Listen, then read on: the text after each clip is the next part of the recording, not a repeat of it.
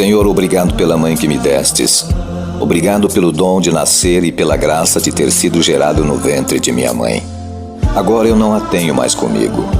Ela está contigo. Ela agora vive em ti, que sois pai e mãe de todos nós. Abrace minha mãe, Deus querido, pois eu já não posso mais dar este abraço. Envolve-a com tua luz divina, pois ela merece todo o bem e todo o carinho. Daqui eu a perdoo por tudo o que não foi bom entre nós, e como filho peço também o perdão. Obrigado, Senhor, por esta graça de poder dizer estas palavras com todo amor e carinho que terei sempre por minha mãe. Senhor, obrigado pela mãe que me destes e que agora vive junto de ti. Amém.